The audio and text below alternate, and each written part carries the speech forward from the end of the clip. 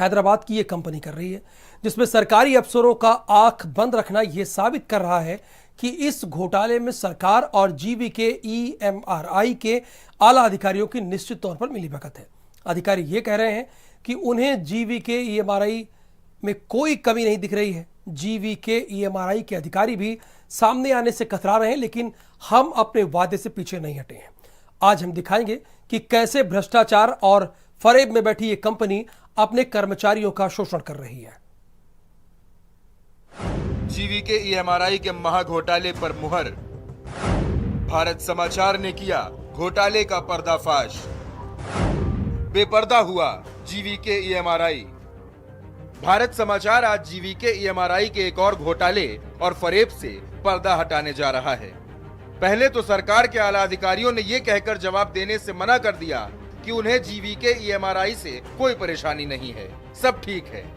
You have just come in with some story in your head. I don't have any figure and my version right now that they are doing fine. कहीं से शिकायत आएगी तो इसी the ambulance are run in the district. वहाँ DM है, वहाँ CMO है, वो देखते हैं। लेकिन अब क्या कहेंगे प्रमुख सचिव प्रशांत त्रिवेदी जी?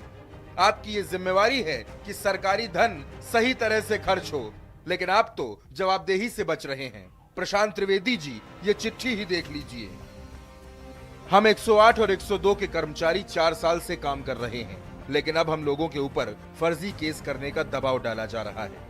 हर एम्बुलेंस को 15-20 केसों का टारगेट दिया जा रहा है, और जब हम फर्जी केस करने से मना कर रहे हैं तो हमें नौकरी से निकालने की धमकी दी जा रही है। ये दर्द जीवीके ईएमआरआई के ज्यादातर कर्मचारियों का है, लेकिन आगरा के सभी एम्बुलेंस के कर्मचारियों ने अपना दर्द मुख्यमंत्री, स्वास्थ्य मंत्री, एमडी एनएचएम और डीएम आगरा को चिट्ठी भेजकर बयां कर दिया। एक बार हम आपको फिर से दिखाते हैं वो चिट्ठी जो जीवीके ईएमआरआई के भ्रष्टाचार और धांधली की परतें खोलती है। हम 108 और 102 के कर्मचारी 4 साल से काम कर रहे हैं, लेकिन अब हम लोगों के ऊपर फर्जी केस करने का दबाव डाला जा रहा है। हर एम्बुलेंस को 15-20 केसों का टारगेट दिया जा रहा है, और जब हम फर्जी केस करने से मना कर रहे हैं तो हमें नौकरी से निकालने की धमकी दी जा रही है। भ्रष्टाचार में आकंठ डूबी जीवीके ईएमआरआई अपनी 108 एम्बुलेंस सेवा के यूपी में 6 साल पूरा होने का जश्न मना रही है। उसे और स्वास्थ्य विभाग के तमाम अफसरों को गर्व है कि एम्बुलेंस सेवा के 6 साल पूरे हुए हैं। लेकिन हम कहते हैं कि बेहद नेक काम और ईमानदारी के शपथ के साथ शुरू हुई जीवीके ईएमआरआई की एम्बुलेंस सेवा भरोसे का गला घोंटकर जनता की गाढ़ी कमाई को अपनी जेब में भर रही है। तो हुए ना ये 6 साल भ्रष्टाचार के।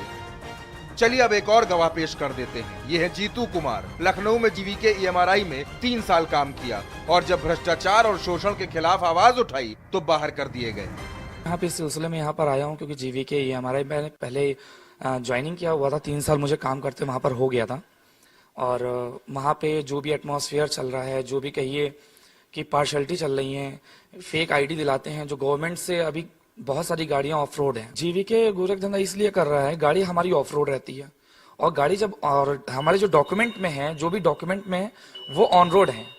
जब गाड़ी ऑफ रोड है और डॉक्यूमेंट पे ऑन रोड है तो पैसा तो इसी तरह से जाएगा ना।